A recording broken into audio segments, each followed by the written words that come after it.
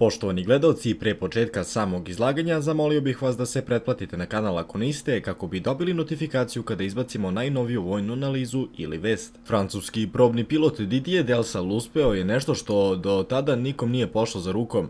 Doveo je helikopter u lebdenje, a zatim uspustio skije tačno na vrh Monte Everesta na 8848 metara nadmorske visine. Na toj visini vazduh je toliko razređen da, po aerodinamičkim proračunima, kraci rotora jedva uspevaju da ostvare dovoljan uzgon, dok turbinski motor gubi kiseonik neophodan za sagorevanje goriva, baš kao i čovek za disanje. Uslovi su bili ekstremni i u svakom drugom smislu, temperatura oko minus 33 stepena Celzijusa, vetar koji je dostizao brzinu do 93 km na čas, bio je 14. maj 2005. godine. Helikopter kojim je to izveo bio je Eurocopter AS-350B3 Veverica, laki jednomotorni helikopter projektovan za širok raspon zadataka, ista osnovna platforma koja danas posle nekoliko generacija unapređenja nosi ime H-125. Na vrhu je ostao 3 minuta i 50 sekundi, čime je postavljen FAI rekord za najviše sletanje i poletanje helikoptera u istoriji. Bio je to standardni serijski primjerak za potrebe testiranja olakšan, ali sama konstrukcija nije bila napravljena posebno za Everest. Bila je rezultat više decenija razvoja jedno od najuspešnijih porodica lakih francuskih helikoptera. Prvi let, onaj 14. maja, sam po sebi je bio dovoljan za rekord, ali kada je Deulsal po povratku u Luklju pokušao da preuzme snimak leta s računara, dokaz koji je za FAI bio neophodan za zvaničnu potvrdu, ispostavilo se da podaci nisu ispravno sačuvani. Zbog tog kvara, u još težim uslovima i jačem vetru, let je narednog dana ponovljen, ovaj put uspešno zabeležen. Rekord za najviše poletanje helikoptera i danas stoji neoboren.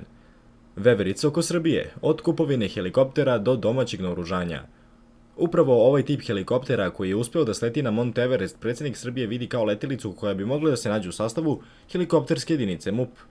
Verujem da ćemo ići u nabavku H-125 koji je nešto manji, ali može da ponese oko 1400 litara vode, rekao je Aleksandar Vučić pred kamerama medija i pripadnicima helikopterske jedinice MUP i SVS kada ih je dočekao po povratku iz gašenja požara u Španiji. Ispostavit će se odmah ispratio na požarište u Deliblatskoj pešari. Nedugo pre toga, gostujući na jednoj lokalnoj televiziji, predsjednik je također u kontekstu gašenja požara iz vazduha rekao: naručit ćemo još 2 kamova i možda 2 super pume. Pominjanje nabavke H-125 od strane predsjednika Srbije nije prvi put da se ovaj helikopter dovodi u vezu sa Srbijom. Airbus, kao naslednik Aerospatiala, sa 2,5 decenije posle raspada SFRJ, vratio na srpsko tržište ugovorima za ukupno 20 helikoptera H-145M, 3 H-215 Super Pume i 2 transportna aviona C-295 MW. U tom procesu, evropski proizvođač godinama lobira u javnosti i kroz poslovne i diplomatske kontakte, između ostalog sa idejom da se H-125 proda Srbiji kao naslednik Gazele za osnovnu obuku i opšte zadatke. Tadašnji prvi čovek kompanije Bruno Evan u intervjuu koji je nimalo slučajno plasiran u trenutku isporuke prvog H-145M u julu 2019. godine, otvoreno je zastupao ideju da Srbija kupi H-125 i upari ga sa već nabavljenim H-145M, kako se skuplji dvomotorci ne bi trošili na obuku pilota. Iste godine Ministarstvo odbrane i Airbus ugovorili su saradnju kojom je VZ Moma Stanolović sertifikovan od strane Airbusa za servisiranje Gazela uz plan o proizvodnji pojedinih delova za Airbusov lanac snabdevanja. 4 godine kasnije, pomoćnik ministra odbrane za materijalne resurse Nenad Miloradović izašao je u javnost sa informacijom da Srbija i Airbus aktivno razmatraju zajedničku proizvodnju, kako je naveo militarizovane, odnosno naoružane verzije helikoptera H-125M uz plan integracije domaćeg naoružanja. Planovi o industrijskoj saradnji potvrđeni su u septembru 2025. godine potpisivanjem novog dokumenta, čime se obezbeđuje dalji nastavak angažovanja kapaciteta zavoda kao lokalnog proizvođača helikopterske komponenti u globalnom lancu snabdevanja Airbus Helicopters. U svetlu gore navedenog, najnovija najava predsjednika države o mogućoj nabavci H-125 za MUP nije previše iznenadila poznavaoce prilika u srpskoj avijaciji niti pažljive posmatrače. Ptica Ševa, koja je prva poletela na turbinu. Da bi se razumelo kako jedan relativno lak jednomotorni helikopter uopšte dospeo u priliku da sleti na Everest, krov sveta, treba se vratiti pola veka unazad, do jedne francuske letelice nazvane imenom Ptice Ševe. Priča o današnjoj veverici počinje 12. marta 1955. na aerodromu Bik, kraj Pariza, kada su test pilot Jean Boule i inženjer Andrej Petit prvi put poleteli prototipom C-3130 Alouette 2, odnosno Ševa. Kako je francuski proizvođač Sud Est, kasnije Sud Aviation, nazvao svoj novi helikopter. Bio je to prvi serijski proizveden helikopter pokretan gasno-turbinskim motorom umjesto dotadašnjih klipnih agregata, a već 1958. postoji prvi turbinski helikopter sertifikovan u SAD-u. Proizvedeno je i više od 1300, a koristili su ga vojske i civilne službe od Francuske do Južne Afrike. Isti Bule je te godine u tom istom helikopteru oborio prvi od nekoliko svojih visinskih rekorda, uvod u njegovu najveću avijatičarsku priču.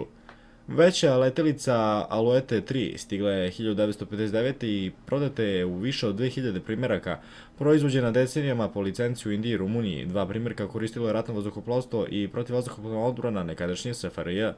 Iz nje je spajanjem ojačanog trupa Alouette 2 sa snažnim motorom i rotorom Alouette 3 nastala SA-315B Lama, odgovor na zahtjev indijske vojske za helikopterom sposobnim za let na ekstremnim visinama Himalaja.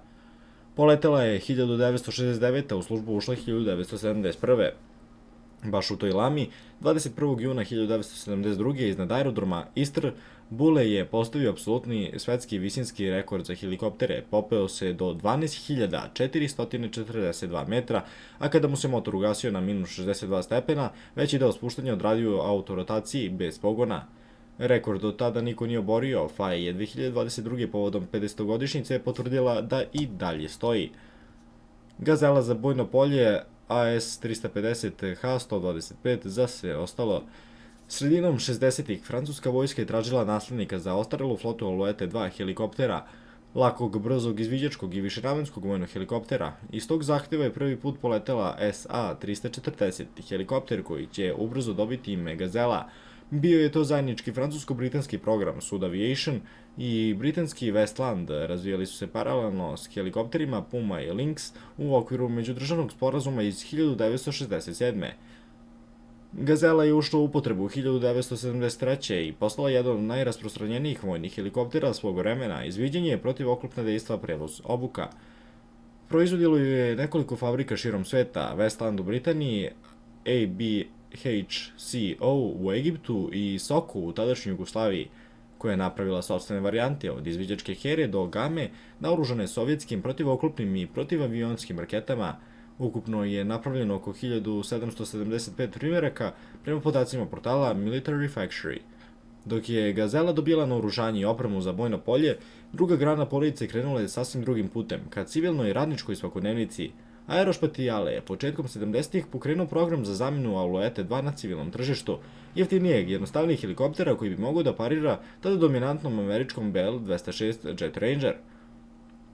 Opitni pilot Daniel Bošar i inženjer Bernard Kerten poletili su prvim prototipom AS-350C 27. juna 1974. u Marignanu, pogonjenim američkim motorom Lycoming LTS-101. Verzija je namenjena pre svega tržištu SAD gde je dobila ime A-Star. Već sledeće godine, 14. februara 1975. poleteo je i drugi prototip, AS-350B, ovog puta s francuskim motorom Turbomeka Ariel. Interno se helikopter u tom periodu zvao Biznis Alouette, a ime veverica javno je objavljeno tek u martu 1976. Do početka 80-ih je američka Lycoming verzija praktično ugašena, većina primjeraka prepravljena na francuski motor, ali se ime A-Star u Severnoj Americi zadržalo u opštoj upotrebi za ceo model do danas.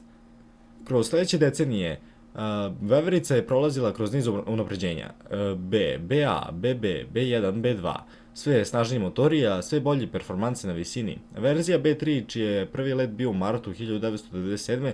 sa motorom Ariel 2B, bila je toliko snažna da je praktično preuzela ulogu koju je do tada imala Lama kao radni konj za let na velikim visinama. Upravo ta verzija je isletela na Everest 2005. godine. Uporedo se razvijela i dvomotorna varijanta AS-355 Veverica 2 u Severnoj Americi Twin Star, koja je poletela u septembru 1979. kao i varijanta s fenestron repnim rotorom iz koje je nastao AC-130, danas H-130. Novo ime, isti helikopter.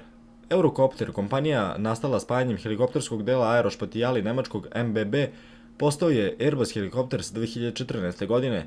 Kompanija je potom najavila korenitu promenu nomenklature umjesto dotadašnjih oznaka poput AS i AC, svi modeli su dobili prefiks H, odnosno H, po ugledu na način na koji Airbus imenuje svoje putničke avione A320, A350, tako dalje, tako je AS350B3E, najnovija i najsnažnija verzija veverice 2016. postala H125. Vojne verzije dobile su dodatno slovo M, baš kao i u avioindustriji, gde se H125 nalazi u Airbus porodici. Danas je H125 najsvestraniji član jednomotorne linije Airbus Helicopters. Iznad njega, po širini i tišini kabine, ali ne i po sirovoj snazi ili nosivosti, stoji H130, širi s fenestron repom, namenjen pre svega turama i udobnijem prevozu putnika. Nekada je ispod H125 u ponudi stavio manji i jednostavni H120, ali proizvodnja prekinuta 2017. pa H125 danas praktično predstavlja ulaznu tačku u ozbiljan profesionalni segment jednomotornih helikoptera. Iznad cele jednomotorne porodice nalaze se dvomotorni modeli H135, novi H140 i veći H145, koji nude sigurnost drugog motora, veći kapacitet i veći dolet, ali znatno višu cenu nabavke i eksploatacije.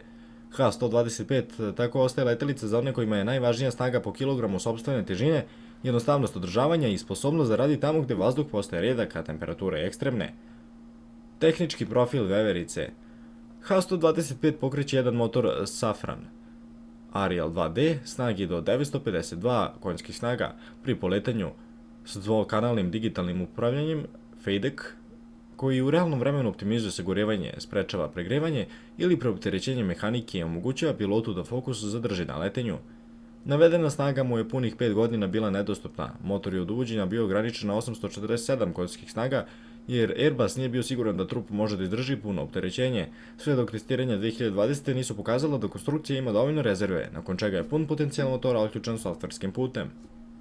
Krstareća brzina iznosi 252 km/h, dolet sa standardnim rezervoarima 630 km, a autonomija oko 4 sata i 27 minuta. Visina lebdenja van uticaja tla pri maksimalnoj masi iznosi 12.700 stopa, a operativni plafon ide do 23.000 stopa. H125 ima maksimalnu poletnu masu od 2370 kg, dok iz operacije sa spoljnim teretom ona povećana na 2800 kg. Helikopter može da podigne do 1400 kg tereta na stajali, navodi Airbus. U kabini ima mesta za 6 putnika i pilota, stakleni kokpit baziran je na Garmin G500H TXI i Airbusovim sistemom za nadzor motora i drugih sistema VMD. Zanimljiv je i sam način imenovanja letelica u francuskoj vazduhoplovnoj industriji, dok helikopteri ove linije tradicionalno nose nazive životinja i to prilično prikladno. Motori proizvođača turbomeka, danas Safran, dobiju imena po geografskim pojmovima na Pirinejima, pa tako motori Ariel, a se zovu Arius, Ardiden, Aneto, Artouste i Basten, nosi imena po planinskim vrhovima. Veći i snažniji helikopteri nazvani su po velikim divljim mačkama, Puma, Super Puma, Cougar, Caracal i Panther. Tiger je ime jedinog punokrvnog borbenog helikoptera koji potpisuje Airbus komercijalno ne pretjerano uspešnog. Ko sve leti H125 i zašto ga koristi od spasavanja do Hollywooda? Porodica veverice, u koju Airbus ubraja AS350, 355, 550, 555, Fennec, H125, H125M i EC-130, odnosno H-130, do sada je isporučeno više od 7200 primeraka u 137 zemalja, više od 2600 korisnika, sakumulirano preko 40 miliona naleta časova, navodi Airbus. Proizvodnja se odvija u Marignanu u Francuskoj, ali od 2013. i u pogonu u Columbusu u američkoj saveznoj državi Mississippi, a od 2025. Airbus gradi novu montažnu liniju u Indiji u saradnji s kompanijom Tata s planom isporuke oko 500 primeraka u naredne 2 decenije. U Nepalu i na masivu Himalaja H125 je godinama standardno sredstvo za spasavanje sa ekstremnih visina. Novozelandski pilot Jason Lang, jedan od retkih koji redovno leti iznad okoline Everesta, opisuje kako spasilačke misije izvodi sa salom dugom oko 30 metara okačenom ispod H125 u uslovima gdje najmanja greška može biti kobna. Najveći pojedinačni segment kupaca su ipak policijske i granične službe. H125 leti pod bojama policije u oko 30 zemalja sveta. Jednako je prisutan u gašenju požara gde u vedru okačenom ispod trupa nosi između 1000 i 1200 litara i precizno ih izručuje i na strmim, teško dostupnim terenima kao i u radovima na visini, montaži dalekovoda, šumarstvu, građevini gde je spoljna nosivost od 1400 kg dolazi do izražaja. Vojne varijante H-125M i stariji AS-550-555 Fennec koristi se u oružanim snagama širom sveta za izviđanje, transport i laku borbenu podršku, a među najvećim operaterima su Brazil, Francuska, Pakistan, Danska, Katar, Indonezija i Malezija. Zbog izuzetne okretljivosti, male veličine, niskog nivoa vibracija, H-125 je decenijama omiljeni u filmskoj industriji, noseći teške žirostabilisane kamerne sisteme, pratio je glumce kroz uske kanjone u poslednjim nastavcima serijala Nemoguća misija. Ponekad je dobio i glumačku ulogu u filmu Matrix, uskrsnuće dva helikoptera, AS-350 opkoljavaju Nea i Trinity na krovu Solitera u San Francisku pre nego što se dvoje junaka spasu skokom sa zgrade. Snimanje te scene je sasvim slučajno ušlo i u drugi film. Ekipa filma Venom 2, koja je u isto vreme snimala u San Francisku, nije mogla da izbegne te iste helikoptere u kadru dok je Venom bežao od policije na vrhu kojih tornja. Lokacioni menadžer je kasnije za Screen Rant potvrdio da su helikopteri u pozadini te scene zapravo pripadali ekipi Matrixa. Rekordi kao zaštitni znak. Sletanje na Everest 2005. godine nije bio usamljen podvig. Nedelju dana ranije, isti Delsal je istim helikopterom oborio dotadašnji rekord najvišeg sletanja, sletevši na južno sedlo Everesta na visini od 7925 metara. Tokom probnih letova iznad Istresa u Francuskoj 12. aprila 2005. godine, AS-350B3 oborio je i 3 rekorda u brzini penjanja. U maju 2013. godine, jedan primjerak AS-350B3 je izveo najvišu spasilačku akciju na Sajli, ikada zabeleženu na Lotseu, četvrtom najvišem vrhu sveta na visini od 7800 metara. Kada se sve poveže, Jean Boule, koji je 1955. prvi put poleteo helikopterom Alouette 2 i 1972. postavio visinski rekord u Lami, koji i danas stoji, i Didier Delsal, koji je pola veka kasnije na istom porodičnom stablu sleteo na krov sveta, jasno je da priča o H-125 zapravo nije priča o jednom helikopteru, to je priča o jednoj francuskoj porodici letelica koja se generaciju za generaciju penjala sve više dok sve jedna njena grana nije i metaforično i faktički stigla na vrh sveta. Za još vesti, lajkujte ovaj video i zapratite nas.